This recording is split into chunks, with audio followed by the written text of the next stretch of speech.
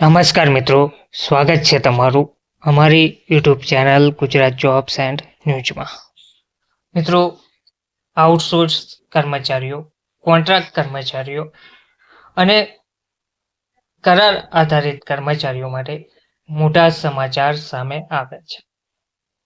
સમાન માનદ વેતન પર નવો આદેશ જાહેર કરવામાં આવ્યો છે. કરાર આધારિત કર્મચારીઓને નિયમિત કરવા બાબત ઘણા લાંબા સમયથી માંગ કરવામાં આવી રહી છે. તેને લઈને વધુ એક મહત્વના સમાચાર સામે આવ્યા છે. તે માટેના આદેશ પણ જાહેર કરાયા છે. વિગતવાર માહિતી જોઈએ તો ભારતમાં લાખો લોકો આઉટસોર્સ, કોન્ટ્રાક્ટ અને કરાર આધારિત કામ કરે છે. આ કર્મચારીઓને ઘણીવાર નિયમિત કર્મચારીઓ કરતાં ઓછું વેતન અને ઓછા લાભો મળતા હોય છે. પરંતુ હવે આ સ્થિતિમાં ફેરફાર થવાની સંભાવના ચાલી રહી છે. તાજેતરમાં જ સરકારે આ કર્મચારીઓ માટે સમાન પગાર અને માનદની વ્યવસ્થા કરવાનો સંકેત આપ્યો છે. આઉટસોર્સ, કરાર આધારિત કોન્ટ્રાક્ટ કર્મચારીઓ માટે આ સમાચાર ખૂબ જ મહત્વપૂર્ણ છે. આ આદેશ લાગુ થયા પછી લાખો કર્મચારીઓની આર્થિક સ્થિતિમાં સુધારો થશે. તે ઉપરાંત આ પગલું શ્રમ કાયદામાં મોટા ફેરફારનો સંકેત પણ આપી શકે છે. તો શરૂઆત કરીએ તો આઉટસોર્સ, કોન્ટ્રાક્ટ અને કરાર કામદારો ભારતીય શ્રમ બજારનો મોટો હિસ્સો બનાવે છે. આ કામદારો કામચલાઉ ધોરણે કામ કરે છે અને નોકરીની સલામતી ઓછી હોય છે. તેમાં આઉટસોર્સ કર્મચારીઓ આ એવા કર્મચારીઓ છે જેઓ ત્રીજી કંપની દ્વારા કામ કરે છે. કોન્ટ્રાક્ટ કર્મચારીઓ આ કરાર ચોક્કસ સમયગાળા માટે કંપની સાથે સીધા જ કામ કરે છે. કોન્ટ્રાક્ટ કામદારો તેઓ કોન્ટ્રાક્ટરો મારફત કામ કરે છે અને ઘણીવાર દૈનિક અથવા માસિક વેતન મેળવે છે. તો આ કર્મચારીઓને ઘણીવાર ઓછું વેતન, ઓછા લાભો અને ઓછી નોકરીની સુરક્ષા મળે છે. પરંતુ હવે સરકારે આ સ્થિતિમાં ફેરફાર લાવવાના સંકેત આપ્યા છે. તો સૌ પ્રથમ વર્ણન અને માહિતી જોઈએ તો ઓર્ડરનું નામ છે સમાન પગાર અને સન્માનનો ઓર્ડર. લાભાર્થીમાં આઉટસોર્સ, કોન્ટ્રાક્ટ કર્મચારીઓ એટલે કે કરાર આધારિત કર્મચારીઓ અને કોન્ટ્રાક્ટ કામદારો. મુખ્ય જોગવાઈમાં સમાન કામ માટે સમાન વેતન. અસરકારક તારીખ હજુ જાહેર કરવામાં આવી નથી, પરંતુ ટૂંક સમયમાં તેની જાહેરાત થશે. વિસ્તારમાં તમામ સરકારી અને ખાનગી ક્ષેત્રો. લાભાર્થીઓની સંખ્યા આશરે 50 લાખ જેટલી અંદાજિત ભારતભરમાં. અમલીકરણ એજન્સી શ્રમ મંત્રાલય. અપીલ પ્રક્રિયા લેબર કોર્ટમાં અપીલ કરવાની જોગવાઈ. તો સમાન પગાર અને સન્માન નવો ઓર્ડર શું છે? તો નવા આદેશ મુજબ આઉટસોર્સ, કરાર, કોન્ટ્રાક્ટ અને કર્મચારીઓને નિયમિત કર્મચારીઓ જેટલો જ પગાર અને માનદ વેતન મળશે. આ ઓર્ડર સમાન માટે સમાન પગારના સિદ્ધાંત પર આધારિત છે.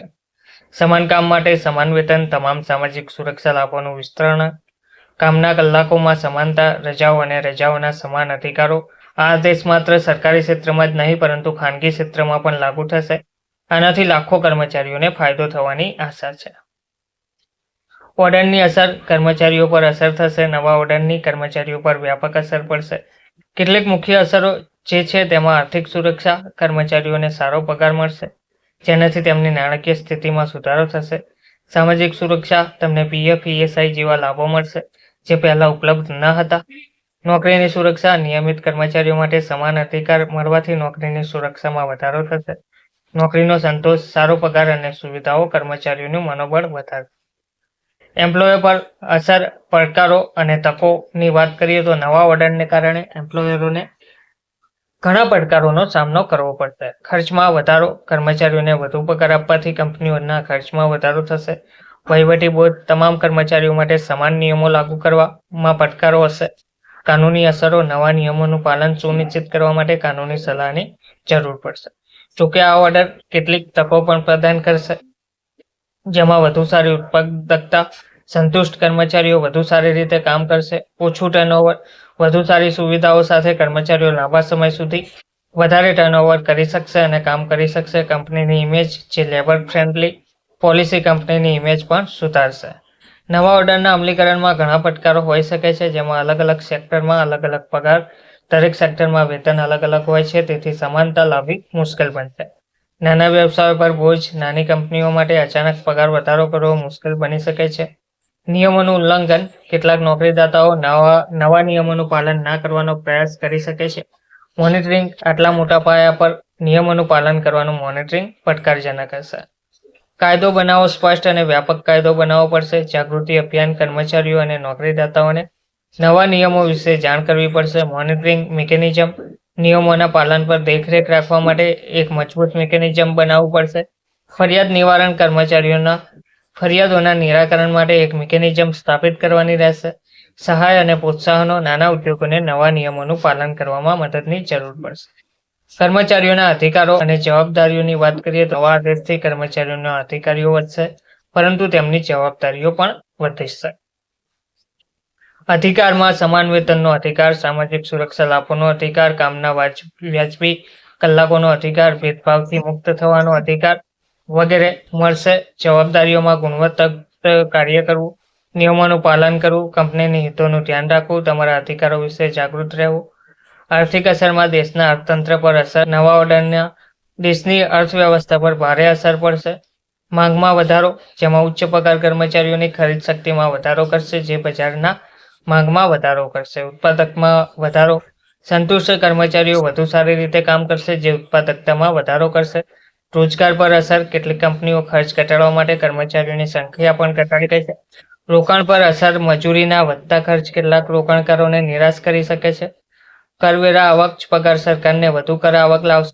આંતરરાષ્ટ્રીય પરિપ્રેક્ષ્ય, અન્ય દેશોના અનુભવો, જેમાં ઘણા દેશો પહેલાથી જ આવા કાયદા લાગુ કરી ચૂક્યા છે, તેમના અનુભવોમાંથી પાઠ શીખી શકાય છે.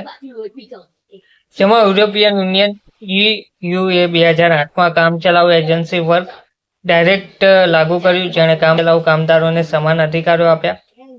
તેમજ ઓસ્ટ્રેલિયાની વાત કરીએ તો અહીં ફેર વર્ક એક્ટ 2009 લાગુ છે, જે તમામ કર્મચારીઓને સમાન અધિકાર આપે છે. જાપાનની વાત કરીએ તો સમાન કામ માટે સમાન પગાર કાયદો 2018માં લાગુ કરવામાં આવ્યો હતો.